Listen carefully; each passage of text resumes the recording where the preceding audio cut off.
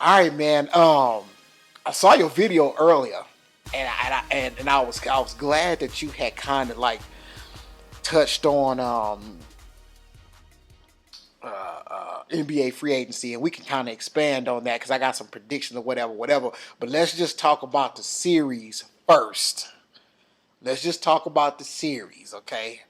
All right. Um, I know for a fact that a lot of people, I mean, including myself, picked Golden State, but Mm. nobody could look and start counting off the.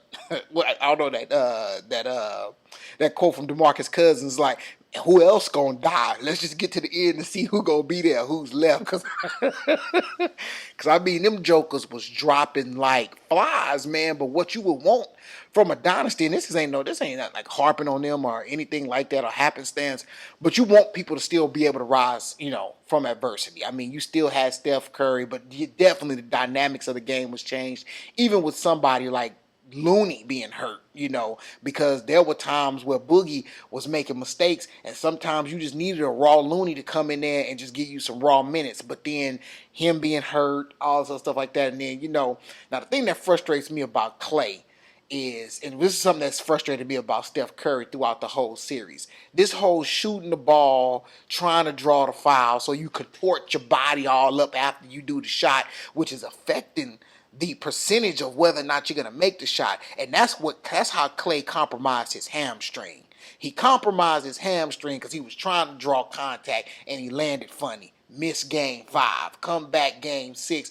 I'm not saying that a bad hamstring will cause you to blow your ACL, but please believe, you know how the song go, my hip bone connected to my thigh bone, connected to my knee bone, them lower leg injuries are somewhat related. So the fact that the stability in his leg was compromised didn't help the fact that he landed awkwardly, blew his ACL. Hated to see that. Durant, of course, already gone, and some people be like, "Oh, we was robbed of a great finals." Nah, I won't go as far as to say that because anything can happen. You get on the court, anything can happen. And like you said in your video, Toronto took care of business. And Kawhi, I'll save my next comment about Kawhi after you go. Just tell me what you thought about the series, folks. No, I mean, I definitely underestimated the contributions from the other Raptors. That was one of the things when we talked the last time. I was like, well, who consistently is going to show up? And I don't. It wasn't the same person every night, but there was a consistent number two for sure, and a number two, a number three, and a half. Like they were consistent when they needed to be. Got big minutes out of Ibaka. Kyle Lowry looked like a Mm-hmm. guy who wasn't afraid of the moment, which was different. Van Fleet was amazing in the series. Siakam played good minutes. I mean, like they got enough to be able to beat a wounded Warriors team. Um, that's just what it was. Um, so when you look at the type of playoff and the type of final series that Kawhi was able to put up, where now do you have to name him with the LeBrons and the Durants of the world? Like when you like a generational talent, is this guy that guy? Is he now demanding that type of company? So one of the things that I always said was there's a difference between stars, superstars, and franchise changing players. And you can be a superstar and still, in my mind, be a role player. Right. And a lot of it is just it's not meant to be disrespectful. It just is like Right. there are not very many guys in the league who are franchise changing guys. But Kawhi is one of those guys. He is a guy who he just he just changes what you're able to do. I think Steph Curry is a franchise changing guy. It doesn't mean that he's the greatest basketball player ever, Right. but there is no run without him. There's no run that Golden State has without Steph Curry. Um,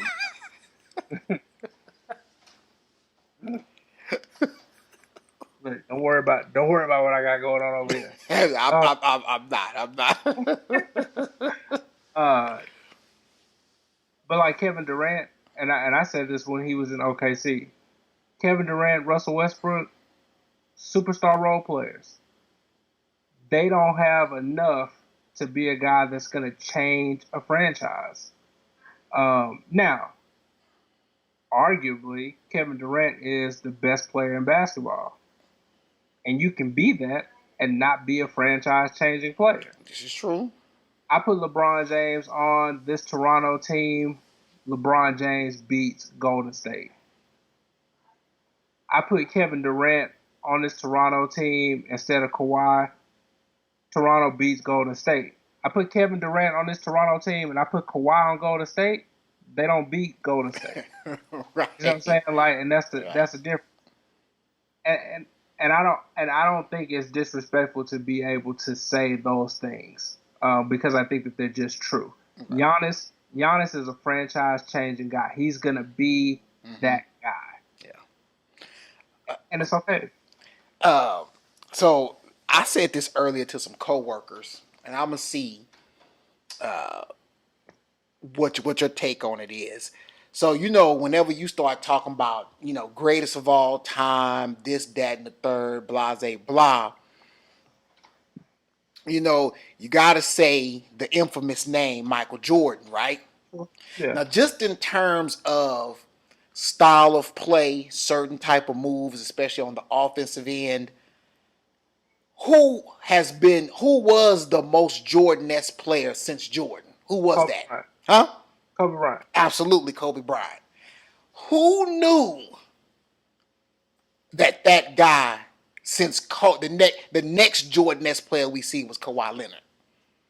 Because I saw a meme where they put some video side by side. Granted, it was a handful of moves, but we Yeah. talking about mimic. And then I particularly remember this little left hand reverse layup he got in Game 6, where he comes to the baseline, he pump fakes, guy jumps in the air, and I mean it was like a preschool, jumping like a rookie, and all he did was take his 1-2 steps to the. I mean, simple stuff like that, and just putting himself in the best position, running down the court on a semi-fast break, creating space with the left hand, Sure. behind the back dribble to the left hand, go up straight jumper, 15-foot water. This is the type of stuff that it's crazy because I knew the dude was good. Not saying that he played haphazardly, but very much more smooth, more refined, getting better and better every year that he's on the court. And the dude ain't even healthy, and Sure. and that I just didn't realize that is what that was going to be. Which that's going. I'm gonna let you comment, but that's going to go into my rant. So after you finish your comment, then I'm gonna go into my Spur fan rant. But go ahead. But see, and that's what I don't understand, particularly from Spur fan, is so what was y'all watching when everybody thought LaMarcus was going to be the man and Kawhi was dominating on the offensive end? Well, I mean, what did you think you was looking at? Because I remember saying, man, the problem with Pop is he get these young players and he don't let the leash off. He don't let them off the leash. If he let these guys off the leash, you probably could see some of this a little earlier. But he's so stubborn and refined and what he got going on, and you can call it deference to the big three or whatever. Now, I would say I didn't know that this guy was going to be this guy when they traded for George Hill, when they traded George Hill for him in the draft. But I did say, if anybody know what they're doing, it's the Spurs. I think I still think that one of the things that perplexes me about how people have been viewing this whole Kawhi thing is that when you talk to the people who said, he's a system guy, well, what are you saying now? When you talk to the people who are like, he a traitor and he was weak and we made him. Yeah, well, what take do you have now? Because I heard I think it was Nick Wright on First Things First said Kawhi benefit from being with Chip and the Spurs organization? Absolutely. But Kawhi obviously had a work ethic prior to even being in the Spurs organization because Right. you Right. don't get to refine what you don't have. Right. Right. So it's like, man, what we're not gonna do is take away from this guy's ability to hone his craft, which makes him one of those franchise changing people. Right. And I think that his like I put out there in Facebook, Kawhi Leonard is very Jason Bourne like. He is literally an assassin who's going to take care of business. There's not going to be a lot of fanfare. There's not going to be a lot of wasted energy. I will agree that there are things that are Jordan-esque, Kobe-esque about Kawhi, Mm-hmm. but I almost feel like he's a hybrid between what you might consider those guys to be and Tim Duncan.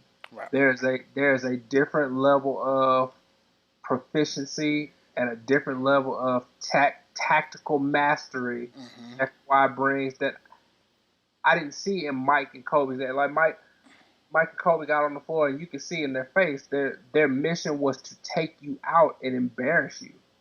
Kawhi went out there and just took care of business, Right. Right. which was very Tim Duncan like.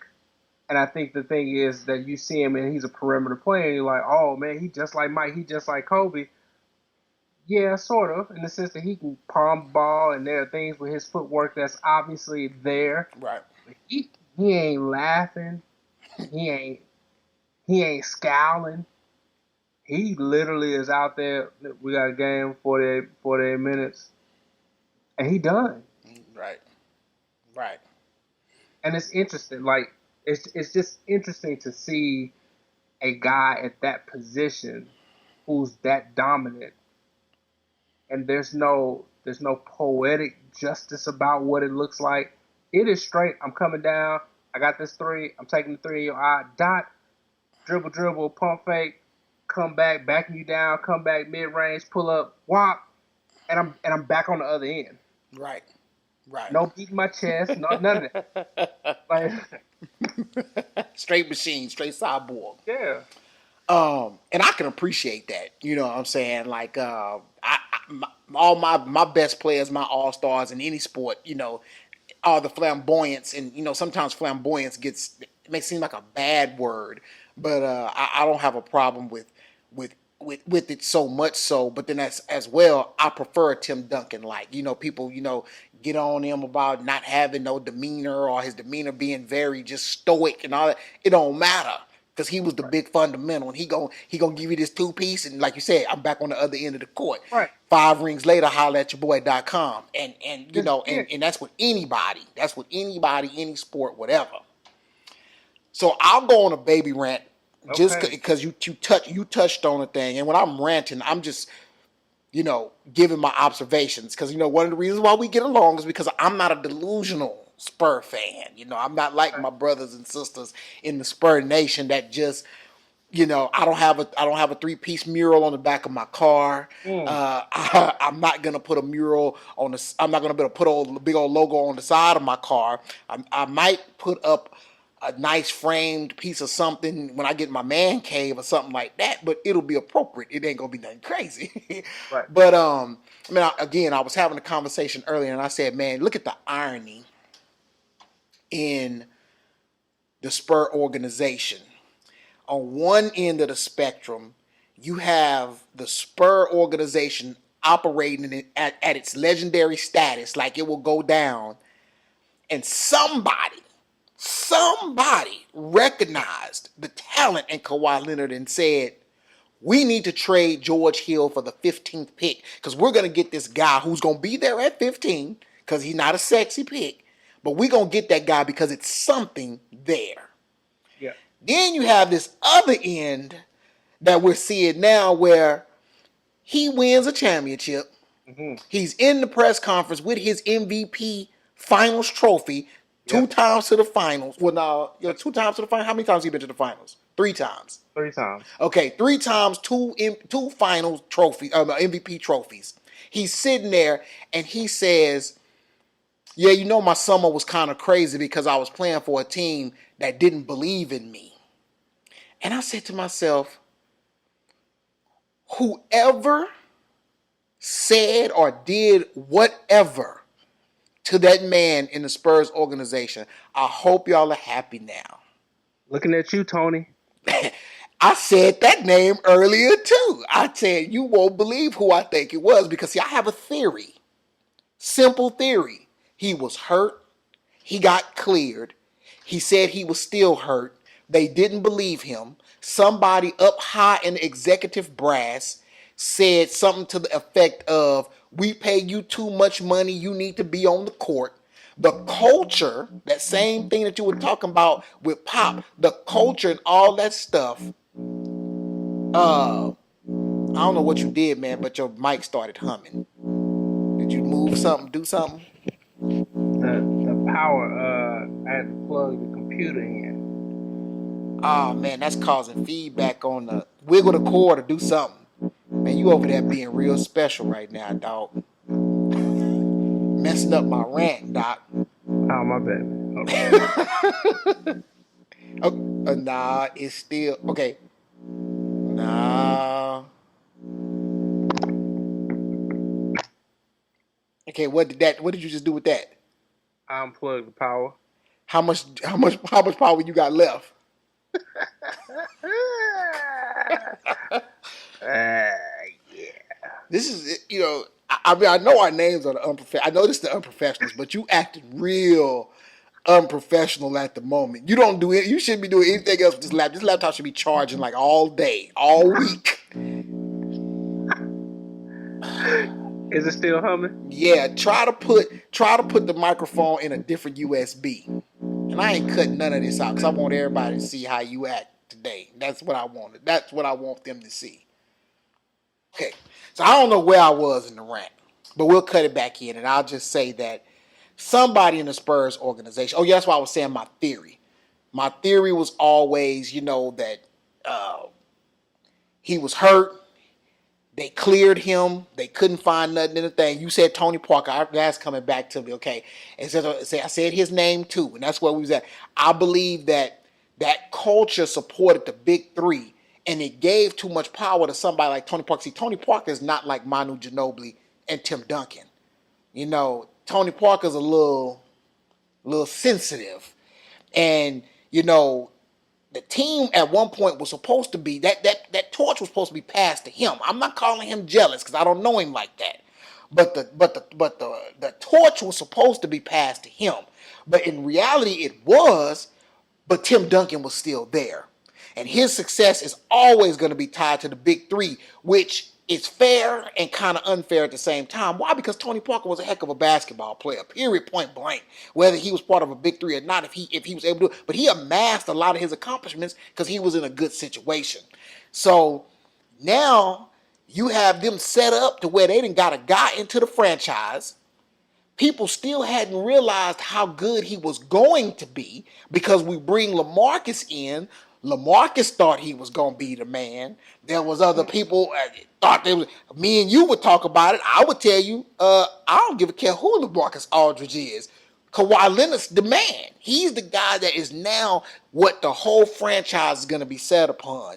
And, you have this happen. So now it's one of them type of things to where that type of culture is just like any other team culture. No one player above the team, which is fine.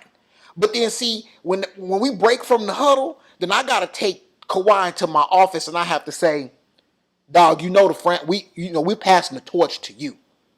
If you want to be a quiet leader, I don't care what it is, but just understand, we're passing the torch to you, bro. You are the next line of great Spurs from Gervin to Robinson to Tim Duncan. Now it's Kawhi Leonard. So now when he comes and tells you, man, I got cleared by the doctors. I started practicing. I'm going hard every day, like the players were saying. But when I go home at night, the reports are saying and the prognosis is saying that I'm not supposed to feel no pain. I'm feeling pain. They should have been like, well, you know what, Kawhi? You are number one priority. Your well-being, mentally, physically, everything. Let's figure out what this problem is. But they didn't do that. Somebody from on high came and said, get your bleep, bleep, bleep, bleep out there and play. And so when he said in his press conference, yeah, there was news out there that said I didn't want to play for a team. It was out in the media. See, you touching stuff and your ass humming. See, I need for you to just chill. But yeah, it's not that bad now. So anyway, so you had that guy up there talking about that the stuff was out in the media, that he didn't want to play for a team and all that stuff, and he was hurt by that because he loves the game of basketball. So you got this humble dude up here, and there's no possible. I remember that was my first advocacy was there's no way the Spurs treated him wrong. That's not what it's looking like. And it's a shame because I'm sitting up there watching him. Every time he did one of them Jordan-esque moves and got a basket, I was like, I hate him. And my wife was like, babe, don't say that. And it's like, it's not that I hate him. It ain't got nothing to do with him. I hate the scenario.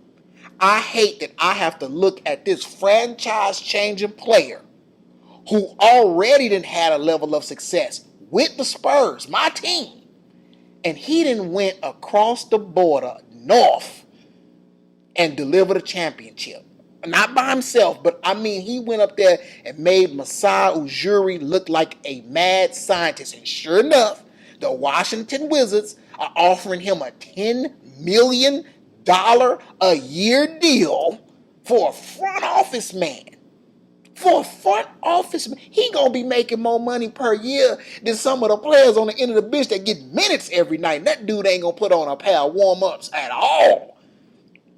But I mean, it's mastery. I have to finish reading this article on ESPN. Some of the moves he was making dating back to when he traded Rudy Gay. Stuff like that. He was putting this stuff all together, and it was absolutely brilliant. Now, of course, yeah, you get the luck of the draw because you're able to get somebody like a Kawhi, but dude, he's looking like a genius right now. Well, An absolute genius. yeah, the willingness to just pull the trigger. Okay, I can't hear you that much. Go ahead. I said the willingness to just pull the trigger. Mm-hmm. You traded away one of your city's favorite sons, and people were unsure, and now they have a championship. Yeah, yeah. I really think that when Kawhi came back to San Antonio and him and Pop had that interaction, that didn't seem like they had no friction. And I think the comments that Manu had, I thought that they were ambiguous enough to be like, man, we don't know what's going on. He can't play, he can't play. But when Tony came out and talked about how he had a worse injury and he fought back, that challenged that man's character. It challenged his work ethic. It challenged the determination and the dedication to the franchise. And this was coming from one of the guys who, at least in San Antonio, have been accepted as one of the big threes. And this is like your big brother saying he ain't ish. And he don't want to be here, and he just a baby, and he one of these new millennials, and he ain't trying to get with the program. And I think that was the straw that broke the camel back. Yeah. And nobody came out and corrected Tony. Right. And I'm pretty sure Pop was trying to do damage control, but by that time, it's a wrap. And when you look at Kawhi's character, like, I'm not saying I'm Kawhi Leonard, but in my older age, yeah, just think if you were on your job, you know what I'm saying, and your bosses quote unquote accused you of something, and there's no reason for you. Like fundamentally, it's off.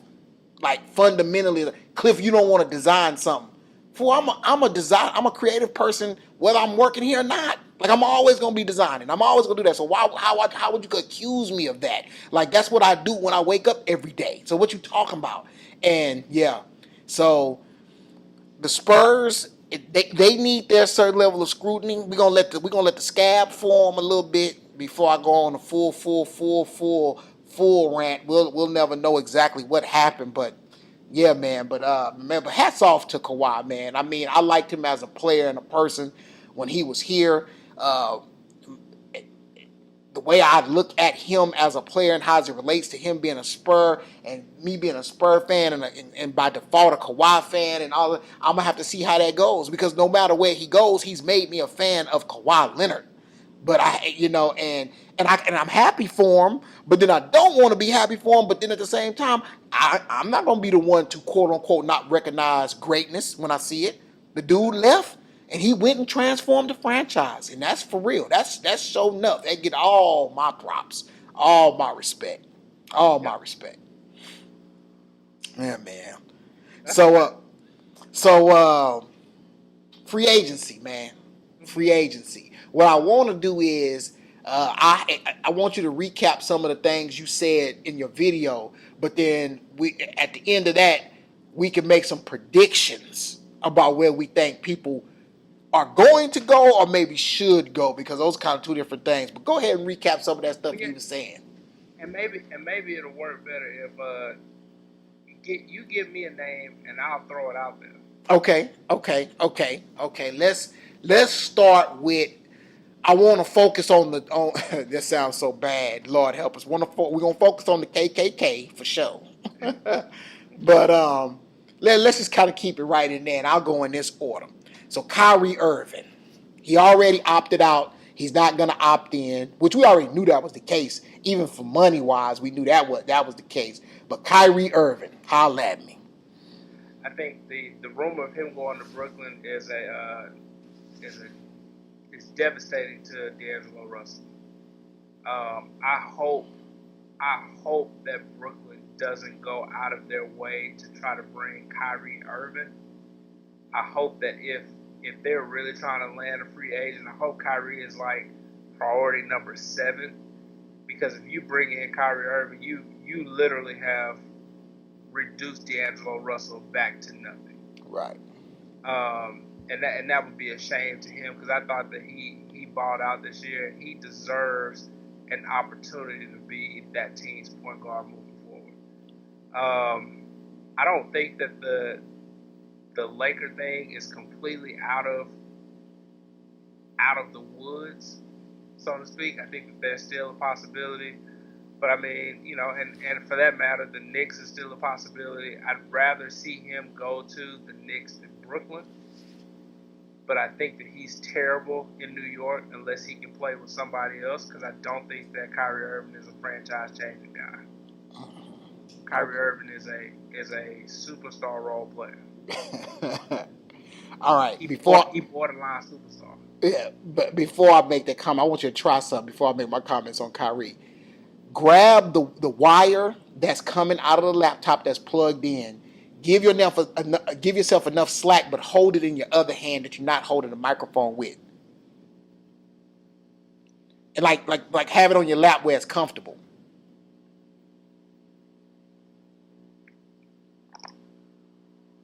And make sure that the USB that the mic is in, just kind of wiggle that that's where it's connected to the computer just a little bit. Because it sounds a little different, but just kind of make sure it's in there good. Okay. It's a little bit better. Hopefully anyway, we'll just rock. Like I said, we rock and roll. I just want to try that. Yeah, man, the thing about Kyrie Irving that I have come to realize is that, he's one of those players that when you pass the ball to him, it stops. And if Kyrie Irving had the same type of I'm gonna make everybody around me better type of fundamental in his game, say like a LeBron James, he would be that much better of a player. But he's that guy that the ball goes into him and you don't know what he's gonna do. And if he's having an off night, if he want to shoot 27% from the field that night, your team probably not gonna win.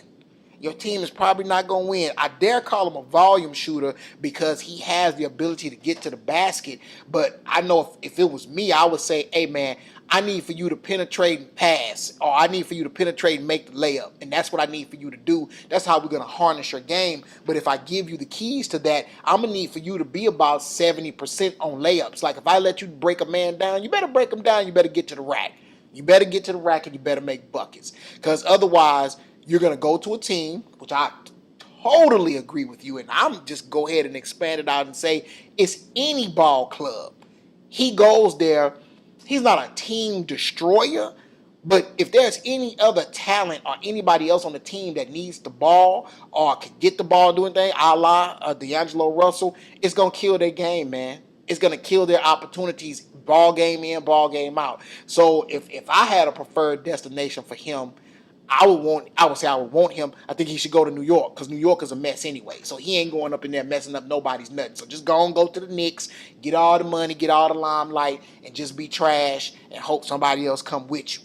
And just do it that way. And that's no knock on Kyrie because I actually like Kyrie, but I have to like him in the exact right role, you know. Yeah.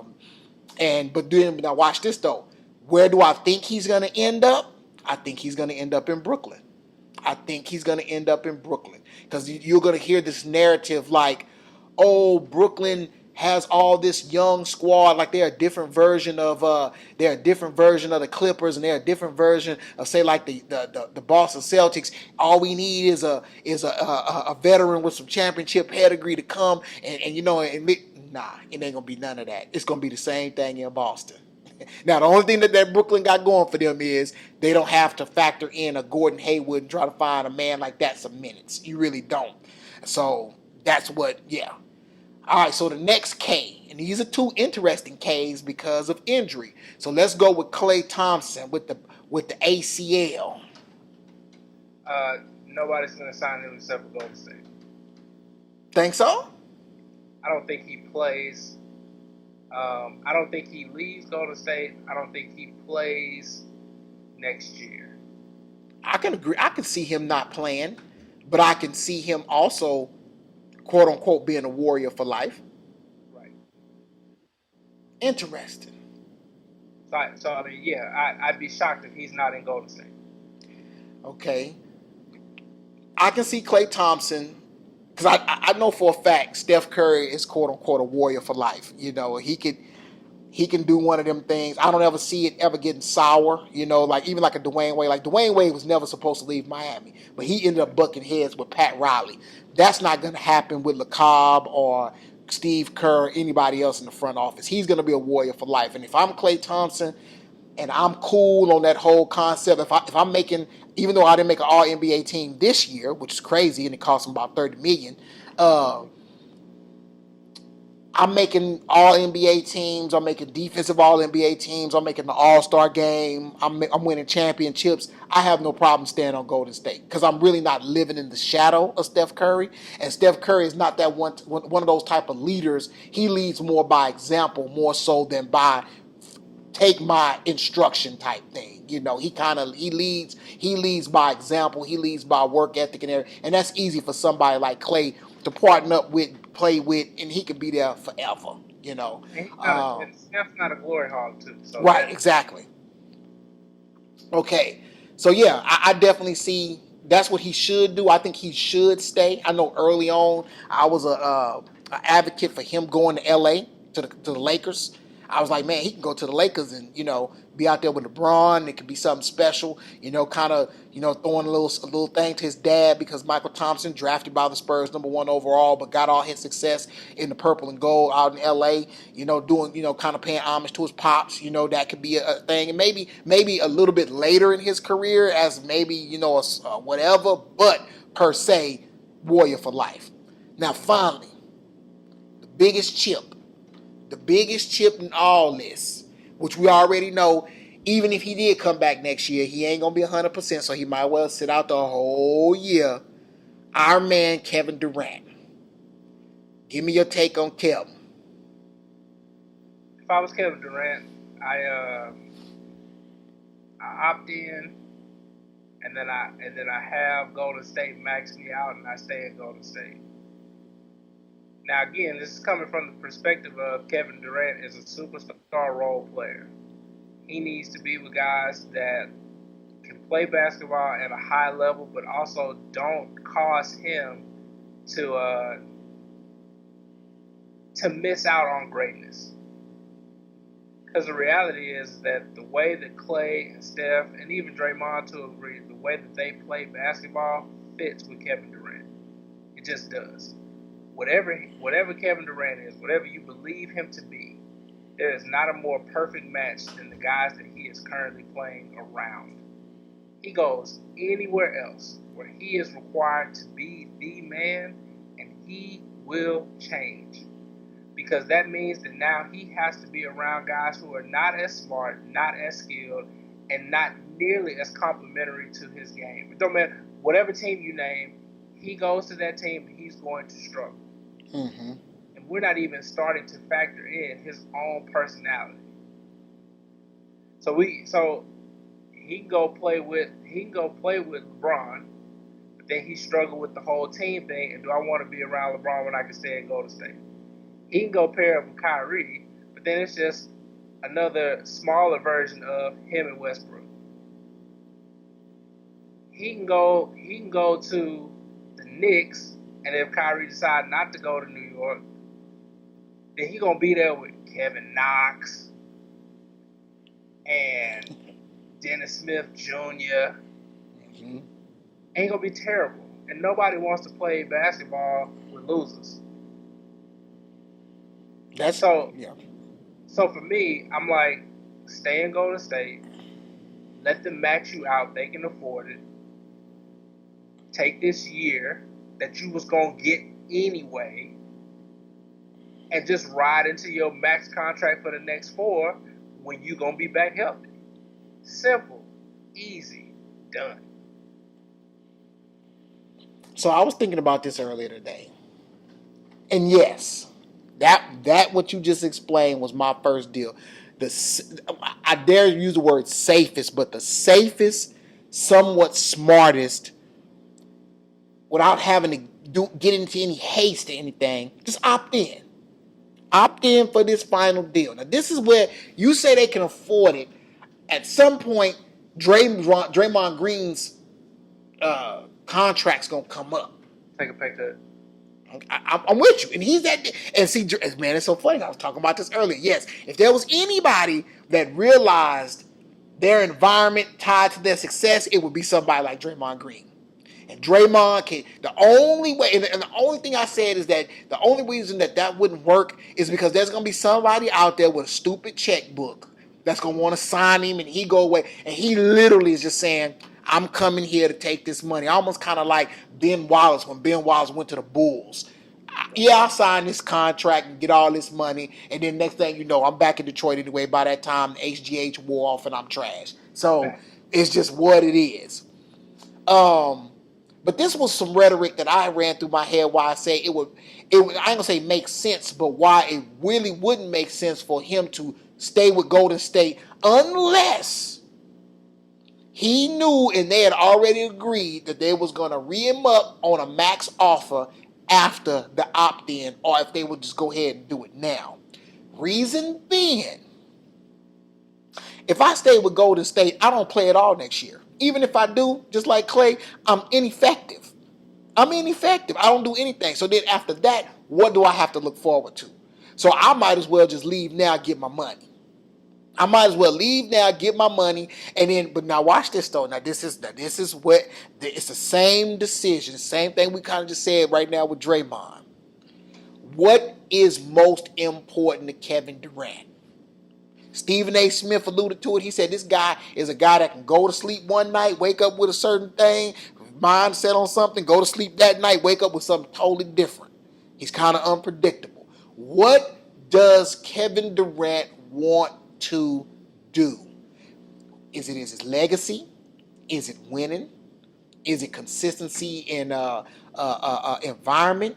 Is it playing on a team that has high talent and high basketball acumen? What is it? Because if he goes to the Knicks, it's trash. Any way you cut it. The only way I see it being somewhat is the Knicks end up with AD, and they somehow keep their draft choice. They got RJ Barrett. Then he goes over there, and then AD extends. So then you're looking at him, AD, and then a young RJ Barrett for possibly some perspective of some years, which I still think that's a little bit quote unquote experimental when you're coming from a situation like Golden State. Right. If I'm Golden State and I can't afford him on max deal, if I choose not to afford him, then why am I staying now anyway? I might as well leave now anyway, where I can go ahead and get in wherever I'm gonna get in, rehab and do whatever.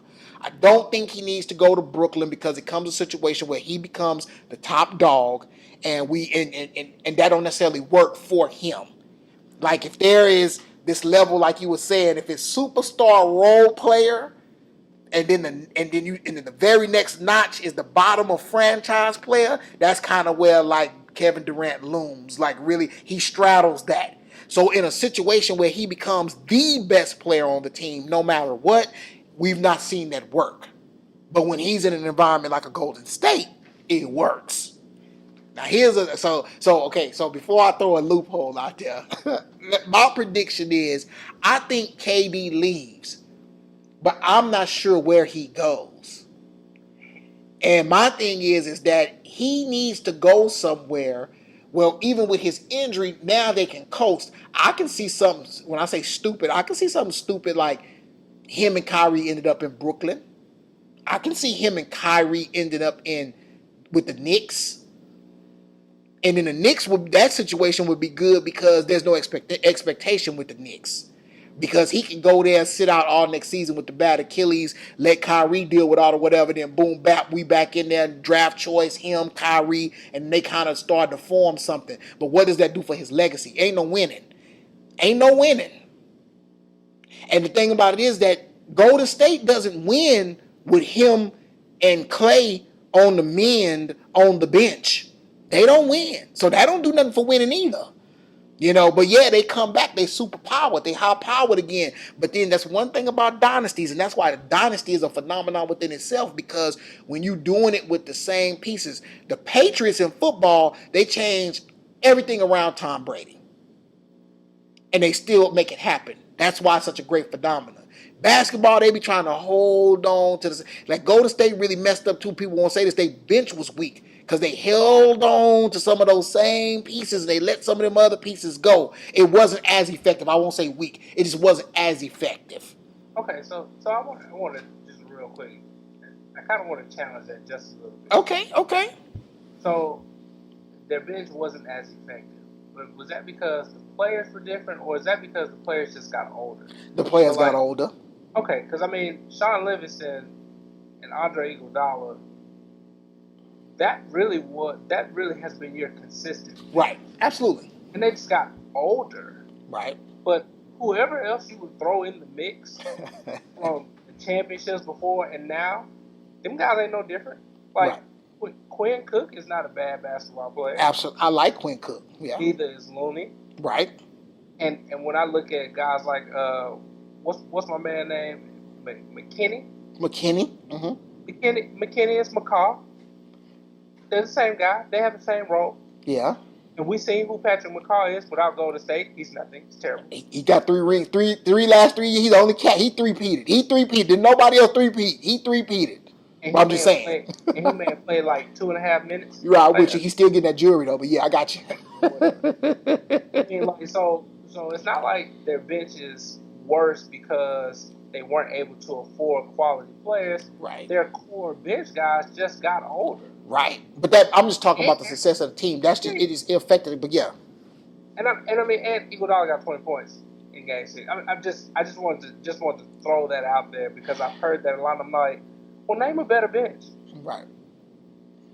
Like who in the league had a better bench? And if they had a better bench, well, what good did it do them because they didn't end up in the final two?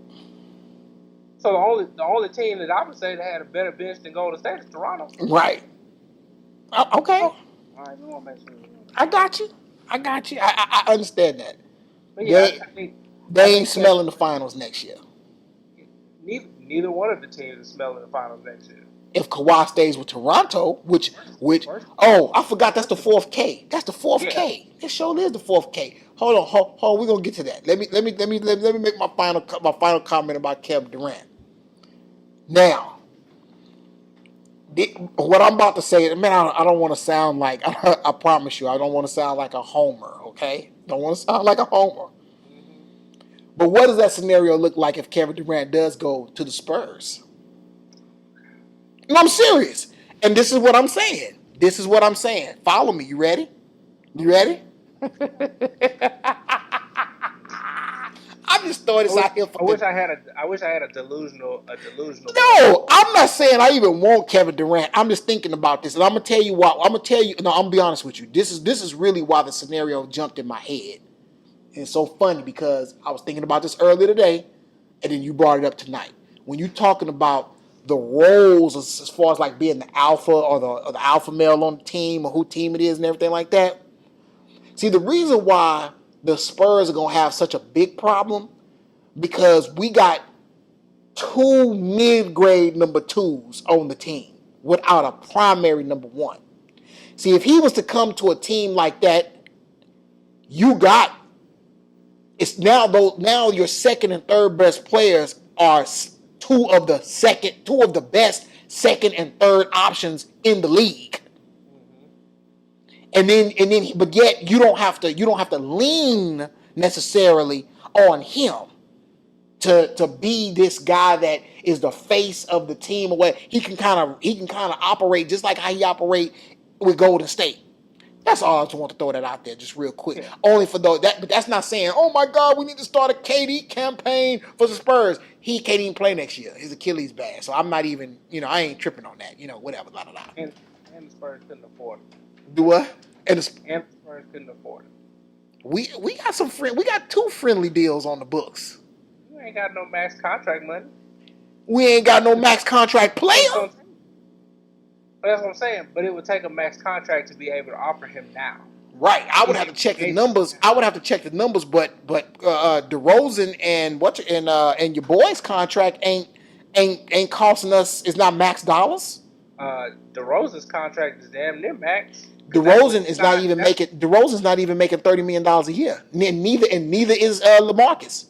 But Cliff, they don't have the max contract space under the cap right now to be able to sign Durant and keep DeRozan and LaMarcus. That's what I'm telling you.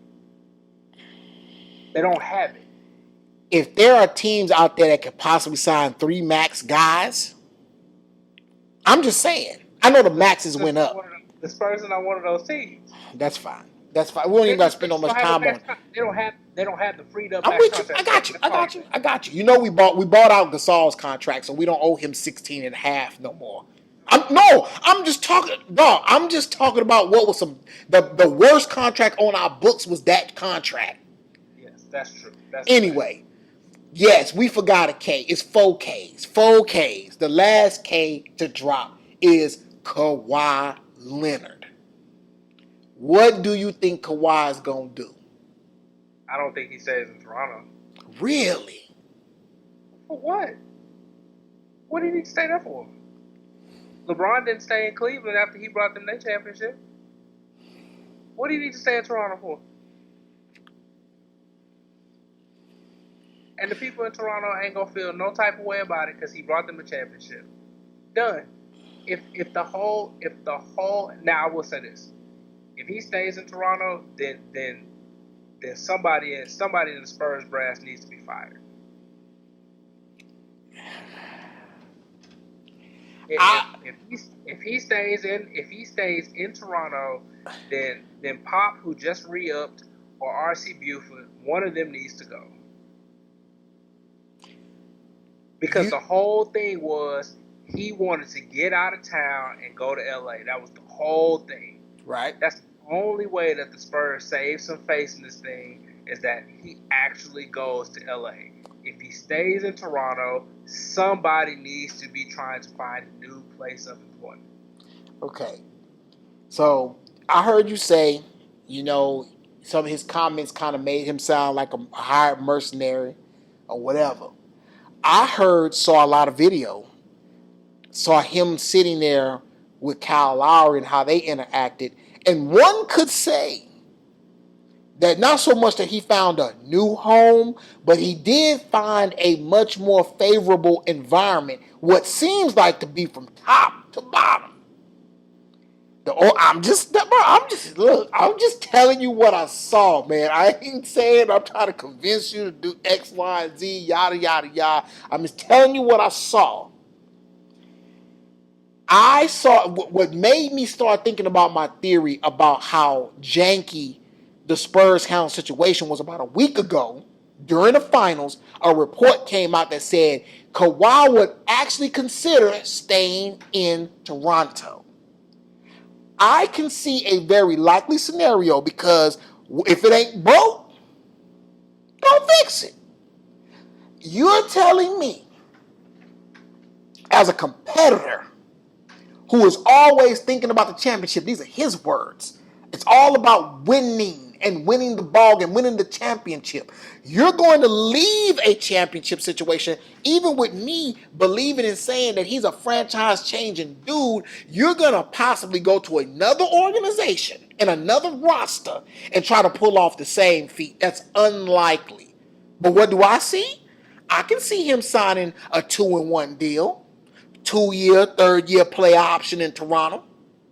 People was going crazy when they found out that he bought a house in Toronto, But one of the things that popped out at me is when Rachel Nichols was interviewing him and Kyle Lowry. They was talking and they was like, man, y'all seem to got along real well, and da da da da da. And they started talking about the team's journey, and they was like, it's the journey. Both of them was like, yeah, the journey. The people don't even know what we went through. Kawhi said, and Rachel Nichols was like, well, do you want to kind of let us in on that? Both of them, like in sync, said, no.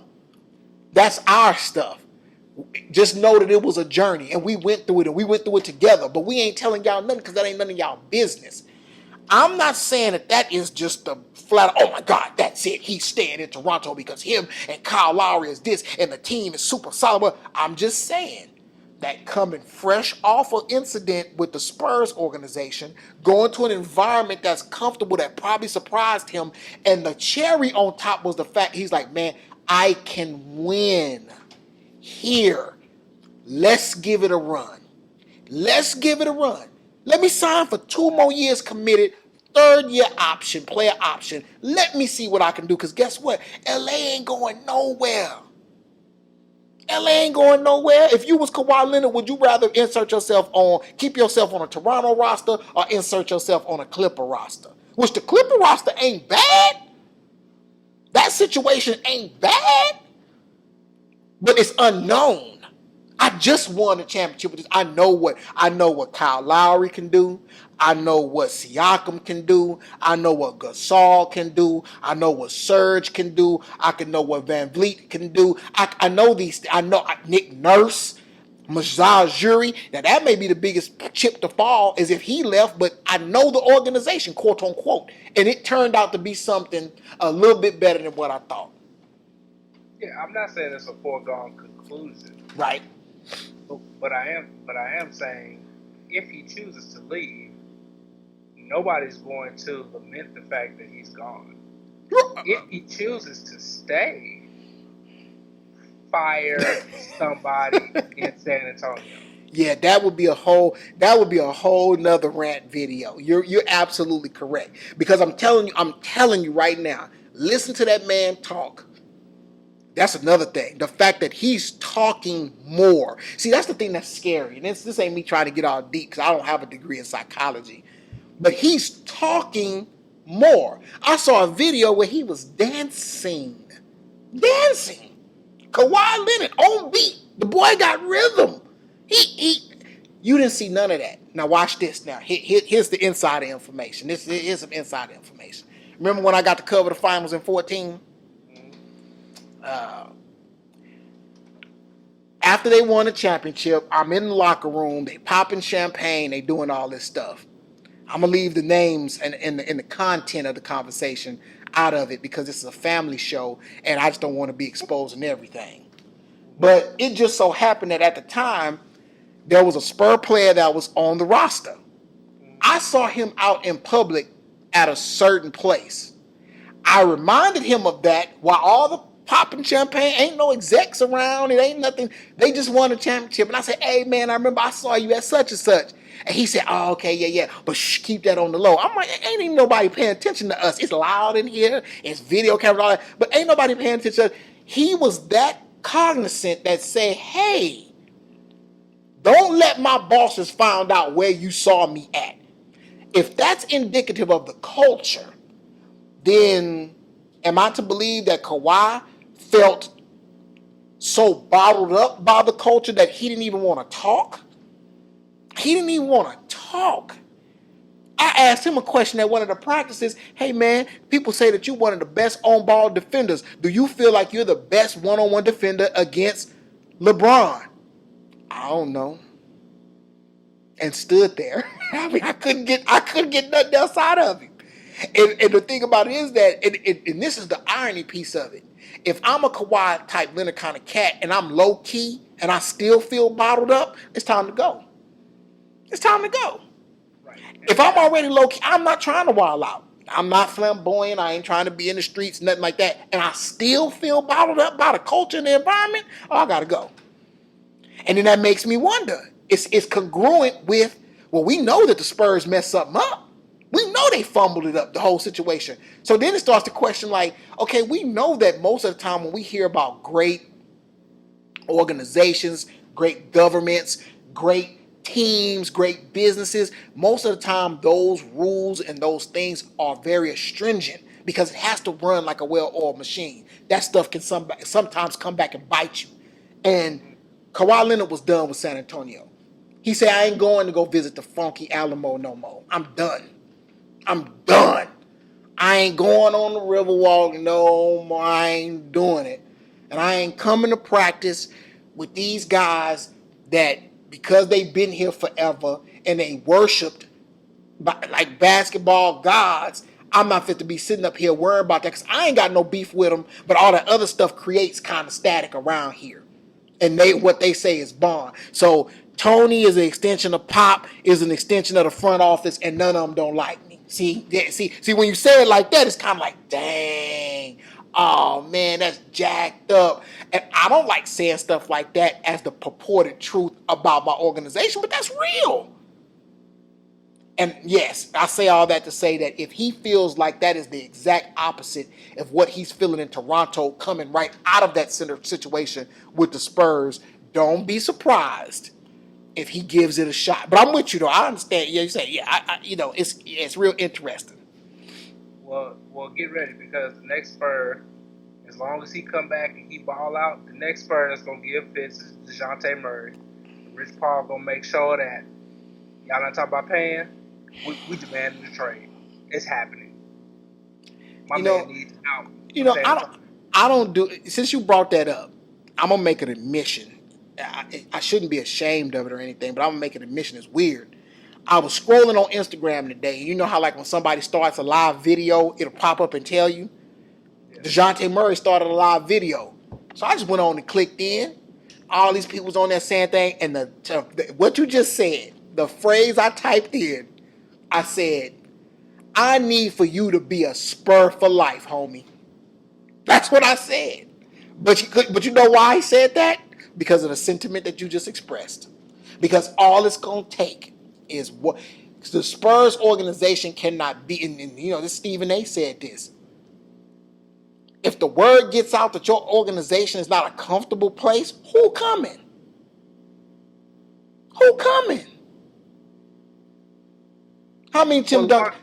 Well, LaMarcus Aldridge already told us it wasn't comfortable, and then they had to ball him up, so they paid him. Kawhi said, "I can't do it no more. I can't be this. I can't be this facade. I got to be me." And he left. Steven Jackson, he can't stop saying it. He loved Pop, but he loved Pop. But there's just a certain way that you got to do things in San Antonio, and if you ain't trying to buy in, I mean, it could be a problem for you. Who else we need to testify to when we start believing? Tony left. Tony left because he couldn't be relegated to a warm-up guy. 2-3 minutes a game, get in there in a blowout.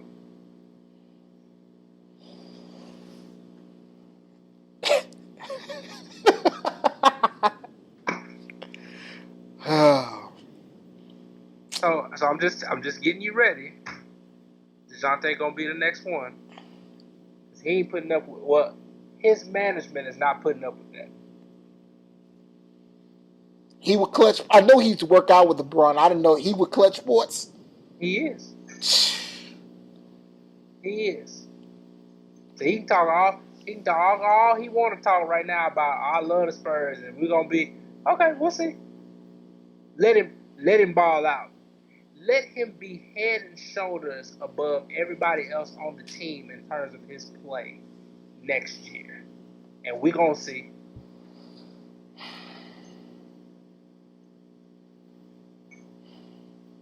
Somebody better get a clue, man.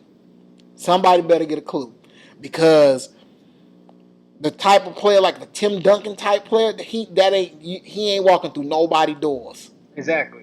Them days is over, Them days is and over. that's just a fact. Them I'm just days is talking over. about them type of players. Not gonna happen. Tim No, Duncan spent what 4 years at Wake Forest. it's a wrap.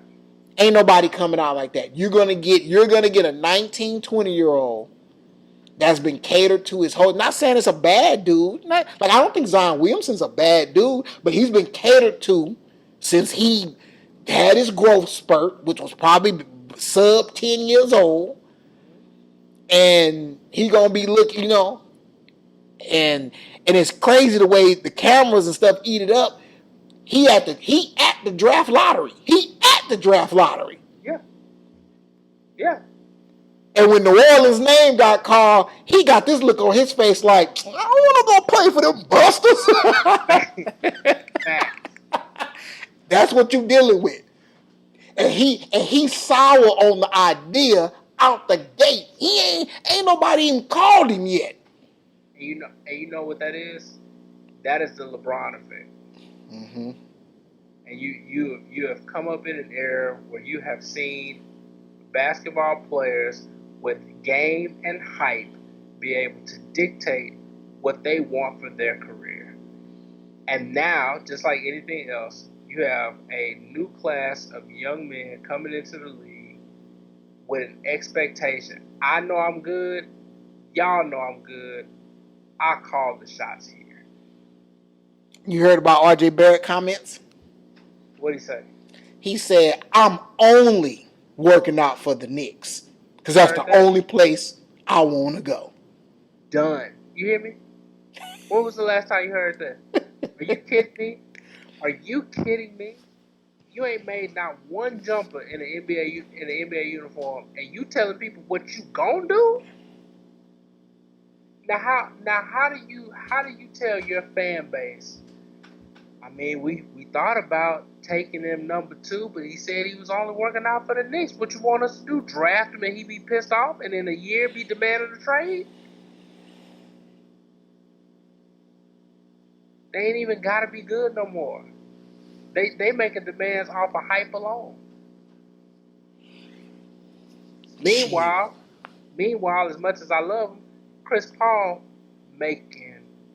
Boy, I mean, when you talk about candidate for Ultimate Hustler, Oh, yes. it's time. He got to get up there. And I It's need for you, time. I need for you to get out my brain because I was just about to ask you that, just as a set, like just as an offshoot topic. They've made everybody available for trade, minus Harden. What would a move even look like? What would that even look like? It doesn't exist. It doesn't exist because you're not going to trade Harden. Nobody's taking Chris Paul. Nobody's taking Chris Paul. Not even No. not It even might. LeBron. It might. Huh?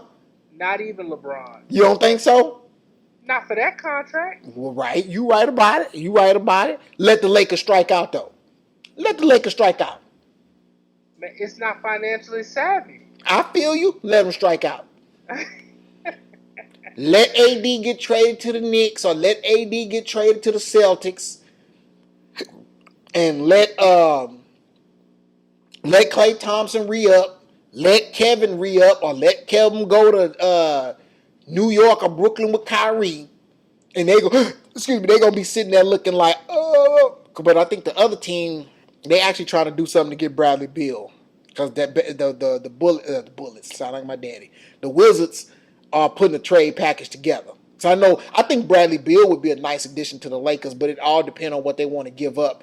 But the Lakers supposedly have made LeVar Ball, Brandon Ingram, and the number 4 draft choice all up for trade. So basically, they're trying to protect Kuzma and Hart, which is Facts. smart. But But everybody gonna ask for Kuzma. Now, not unless you think you're going to get something really special. Well, I ain't say really special, but if you were really getting a player of the future for your franchise or your roster at the number 4 draft choice, then you that kind of equals Kuzma per se in a value standpoint. Yeah, On paper. On paper. and I like Kuzma. I like Kuzma a lot, but I don't like him like I like Jason Tatum. And even Jason Tatum in a down year. What I saw from him his rookie year, I didn't see that in Kuzma. Right. Kuzma can be a dead eye shooter, but he don't look like he can take a game over. Right. He can't. He don't go to the rack. Yeah. Jason Tatum look like he can take a game over. So from that standpoint, like Brandon Ingram, Brandon Ingram had moments where he looked real good. He looked like he continues to get better. But I'm okay with getting rid of Brandon Ingram. I'm fine with that. The 4th pick. Who was the 4th pick? Last time we talked, did we decide who the 4th pick was? Because the only other name in college basketball I knew was Cam Reddish. And Cam ain't going. They got him projecting going like 8 or 9 or whatever that first Atlanta Hawks pick is, because they got 2 in the top 10. Some people got the Lakers taking the point guard from Vanderbilt, Darius something. Forgive me for not knowing the young man's name at number 4, or they got them taking the boy out of Texas Tech, Culver, the small forward, going number 4. Yeah, I saw that. Yeah. So. Again, if you ain't in the first 3 spots, who cares about your spot? Everybody grasping their straws after 3. Everybody. Yeah. But yeah, run it back, Houston. Yeah, if they can't move, they might be able to move Capella, but I don't know what you get back for him. Who wants Capella? like legitimately, look at what you have in a team right now that would say, man, I just wish Capella was available. What does he really do besides catch lobs? And I'm being honest to God, what does he do? Block shots? Okay, I guess as a function of being tall, but like you can't. I've never seen him with his back to the basket. I've never seen any type of off. All I see him do is catch lobs and alter shots. The last time that worked for a championship team was probably your boy in Dallas when he played in Dallas, and then he got all his money. Tyson Chandler. That's when the last time that worked. The next time I thought it was going to work was DeAndre Jordan. That didn't work. No. So, Blake Griffin is terrible. Huh? Because Blake Griffin is terrible. Blake Griffin put numbers up.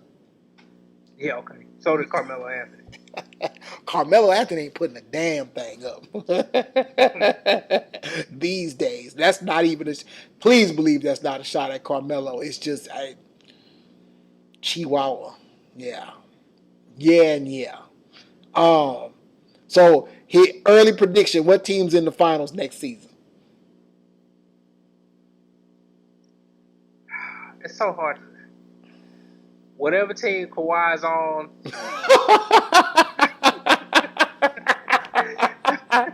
He's sipping all the Kool-Aid.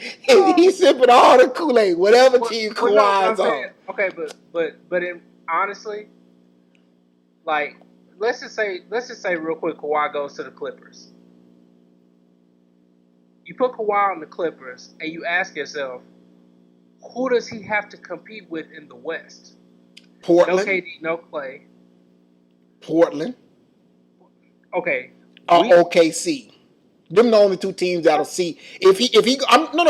No. Your question was if Kawhi goes to the Clippers. I'm giving you 2 teams that he could potentially play in the Western Conference Finals.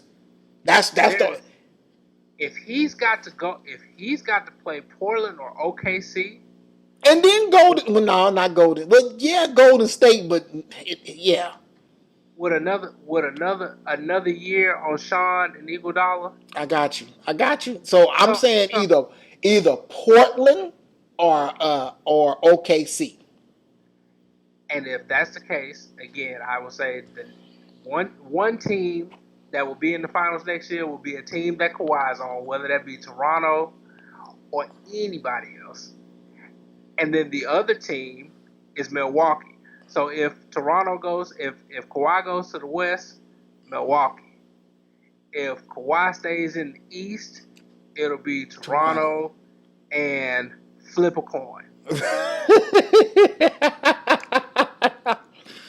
um, yeah. I'll give you LeBron James and the Lakers. How about that? Now I will tell you this though. I know this might be the slimmest of odds, but if some kind of wonky, crazy way, Kawhi goes to the Lakers are in the finals. The Lakers win championship. Easy. I know. I'm just saying. Yeah. If some strange, weird, wonky way, Kawhi Leonard goes to the Lakers with LeBron, they win the championship next year. He go to the Clippers, he might have to play the Lakers in the playoffs, maybe.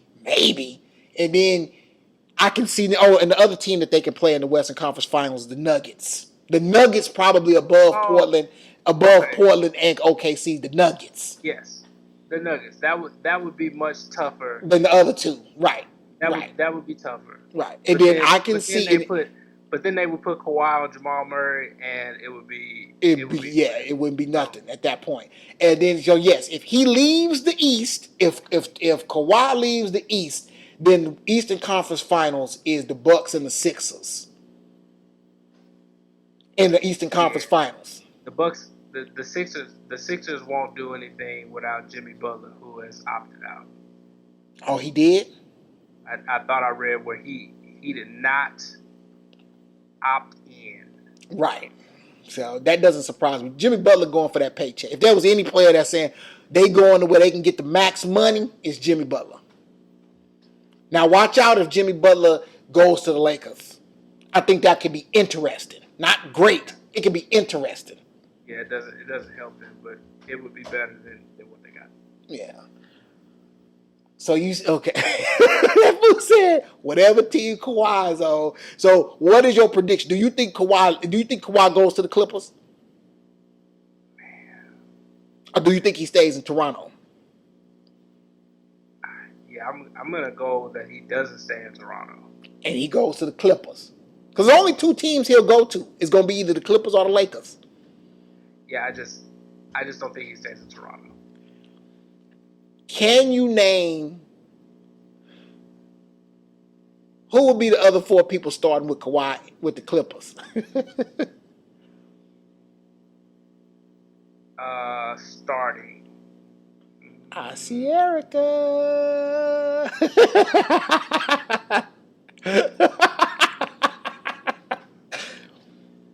Who start is Patrick Beverly.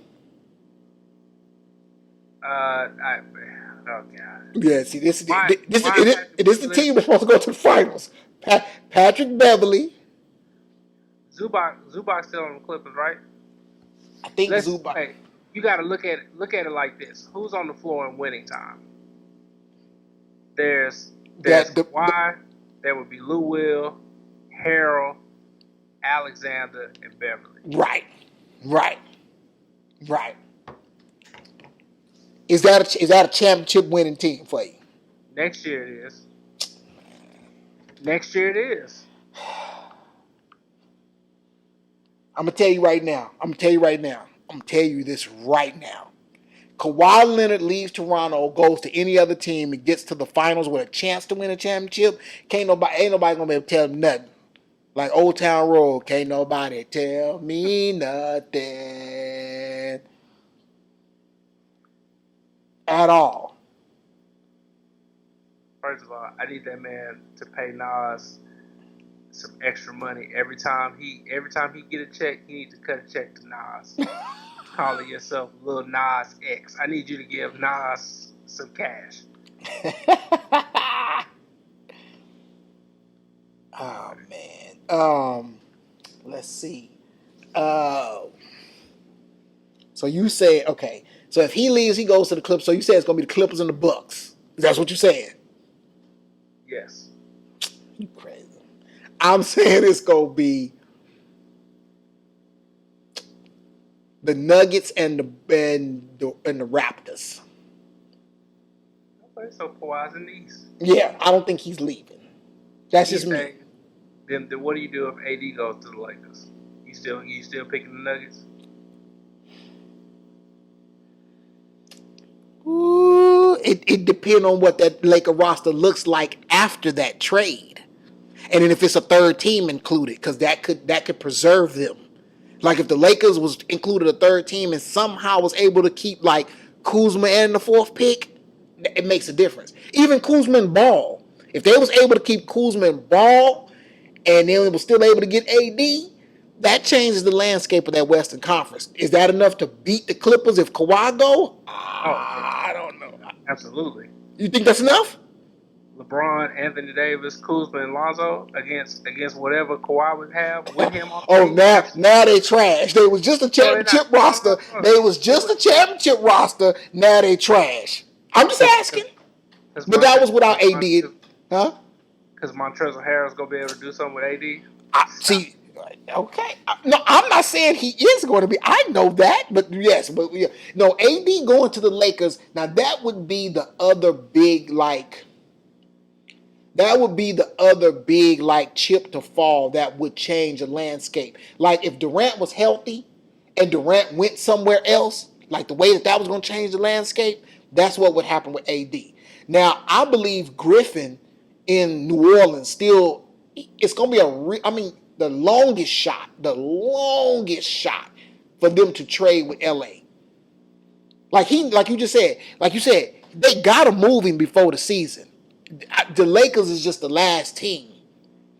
The Lakers can They're the push the. last. They're the last team if you have to trade with just them. Yeah, They get another team, and the Lakers have enough young talent that is appealing to a team and would be appealing to a David Griffin because he could get young talent for a couple years before really having to pay them. true. That's very true. But you want to be able to find another real like on the road of being a number one to pair with your number one pick in the hopes that in 4 years you have a number one or two number ones, a mid two, and an all star. Right, That's what you would be hoping for. right. Now I still don't know if Zion is going to be anything more than Sean Kemp. Well, and they feel that they have a stud in Drew Holiday. Right. Um, I just don't. I don't know what you do with Julius Randle. All I know is you got to get rid of AD. Period. yeah. And if I'm the Lakers with that dumpster fire of an organization they got going on right now, I don't know who you need to find to get in this mix, but you need to find somebody. Well, they better hope they find a third team. Otherwise, we're gonna see AD traded to the Boston Celtics on a 1-year rental. That's what I think is gonna happen. Either that or the Knicks. But I don't know what the Knicks. The Knicks ain't got enough. The number 3 draft choice, Knox, and nobody else. Knox. I'm just saying. We only saying Knox because that's the only name we know. Dennis Smith Jr., but you don't need no point. God. Let's hope he doesn't. If the Knicks pull that off. Now watch this though. Now here you go. Surprise move of the summer. The Mavericks land somebody big. They got Doncic and Porzingis. Ricky Rubio. I said somebody big, fool. But then yeah, I'm just saying. I mean, you know, yeah, Yeah. I don't think they can make a splash because it's too far off. One more year for them. One more year for them.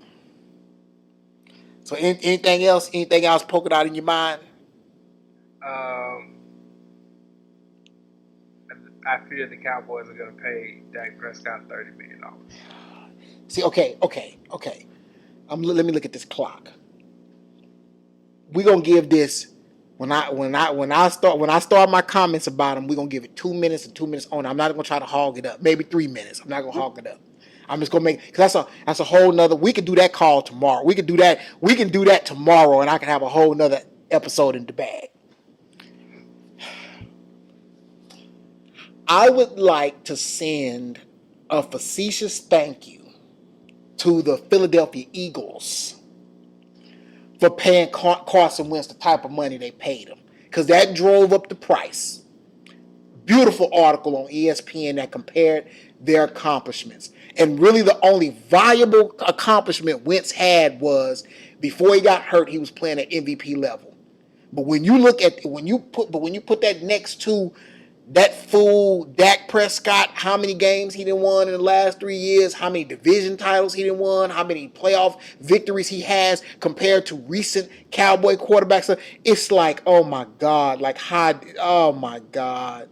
So again, my cap is still 25-5. If I remember you quoting you said that you would start negotiations at 18, which is totally disrespectful. Which is totally disrespectful. But from what I'm understanding, that it seems like, because I think with the Carson Wentz deal, his extension was worth about $32 million a year. When you add it into the 2 years that he had left on his current deal, that the years range between 26 and 28 over those 6 years, which I think is more on par. But when you do that, when you look at the success of Dak Prescott, you got to pay him more than Wentz.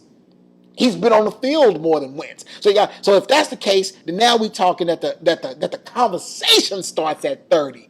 And that already is putting the clamps on the roster for the years to come. And that's why I don't agree with it. Do I have a problem with overpaying Dak Prescott in that vacuum, in that concept? No, I don't care what you pay him. But it's going to put the clamps on the roster. Yes, I got a problem. Yes, I got a problem. Because now you jeopardize. So now what happens is that our Super Bowl window goes from here down to here, because something's going to have to give. You're not going to be able to play secondary people. You're not going to be able to keep an offensive line in front of him. And you're not going to be able to keep a running game to support him. And eventually you're not going to be able to keep nobody that's going to catch the ball from him.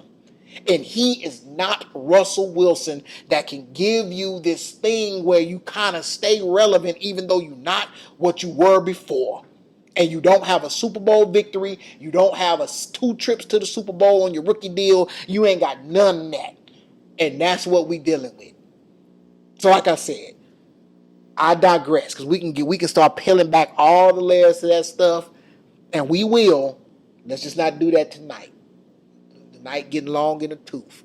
And the Cowboys, they're going to have to figure it out, man. They're going to have to figure it out. They're going to have to win. People like the reason Jason Witten goes back is because he really believes they can go to the Super Bowl. And right now, this is the crazy part. And this is how disgruntled fans, how we are.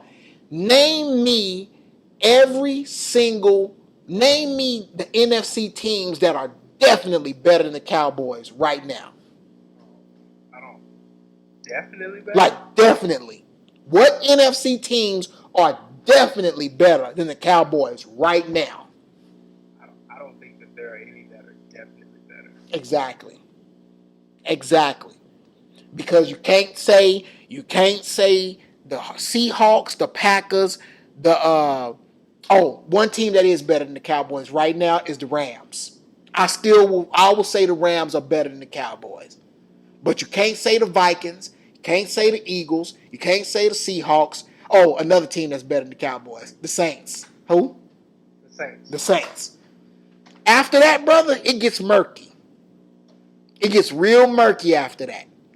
And when you're talking about lining up on any given Sunday, well, you got to give any team a chance. And them the only two teams? Them the only two teams.